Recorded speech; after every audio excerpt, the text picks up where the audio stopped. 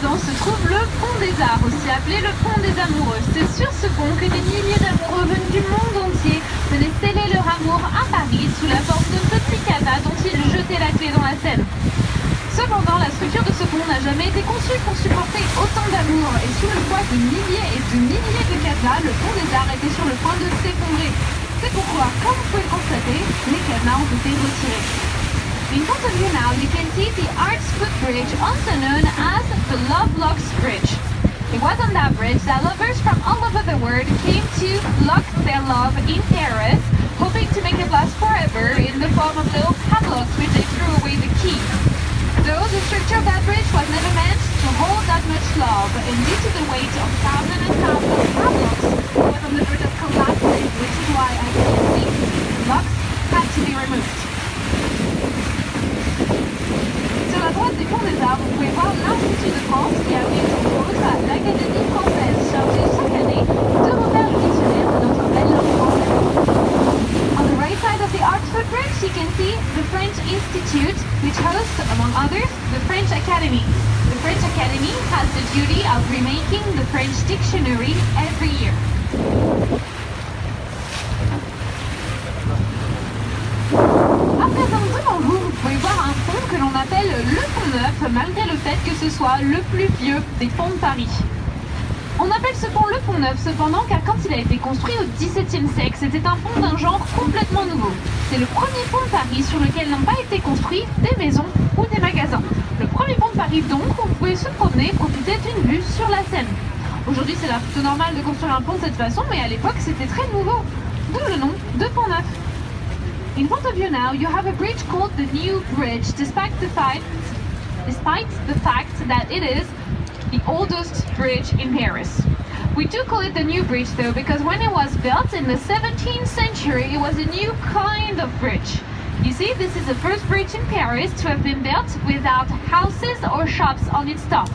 So it was the first bridge in Paris where you could just walk around and enjoy a view over the Seine River. Of course, today it seems pretty normal to build a bridge like that, but back then it was really new. Hence the name, the New Bridge.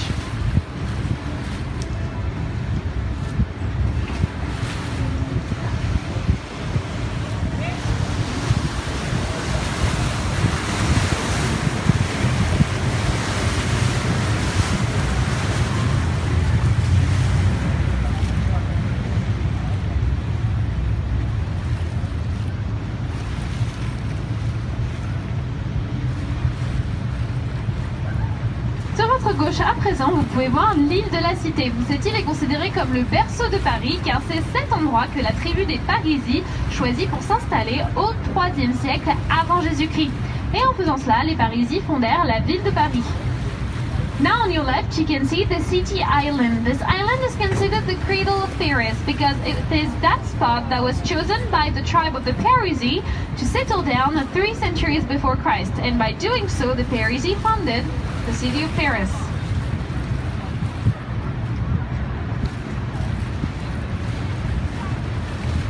À présent, sur la droite du pont Saint-Michel devant vous, vous pouvez voir le début du quartier latin.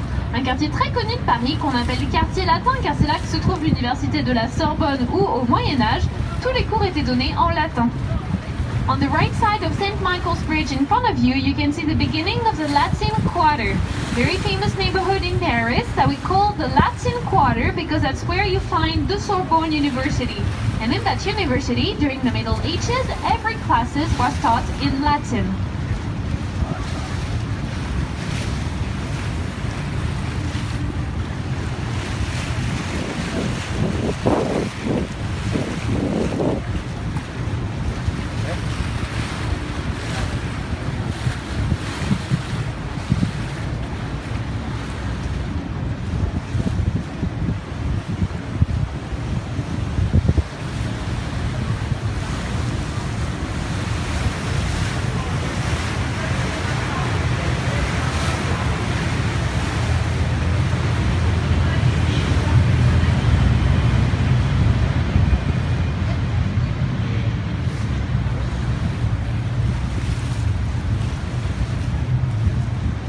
Gauche à présent, vous pouvez voir la cathédrale Notre-Dame construite entre le XIIe et le XIVe siècle.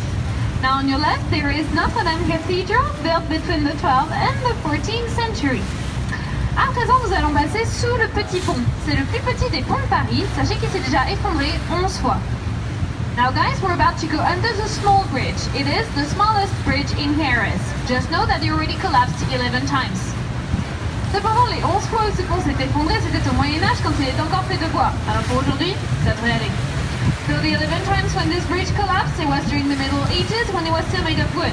So for today, we should be fine.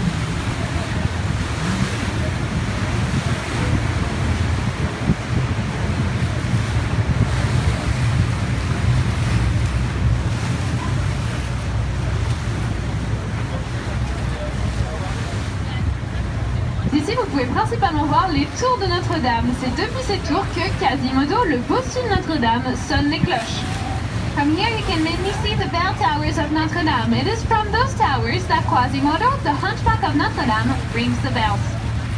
Quasimodo est un personnage de fiction, mais son histoire est liée à celle de la cathédrale, car voyez-vous, c'est suite à l'engouement provoqué par le roman Notre-Dame de Paris, dont Quasimodo est issu, que la ville de Paris a pu lever des fonds afin de faire rénover la cathédrale Notre-Dame au 19e siècle. C'est donc grâce à l'histoire de Quasimodo et d'Esmeralda que vous avez la chance de voir Notre-Dame en si bel état aujourd'hui. Quasimodo is a fictional character, but history is linked with the one of the church because, you see, it was thanks to Parisian people falling in love with the book The Hunchback of Notre Dame that the city of Paris was able to raise funds in order to renovate the cathedral in the 19th century. So it is thanks to the story of Quasimodo and Esmeralda that you get to see Notre Dame in such beautiful shape today.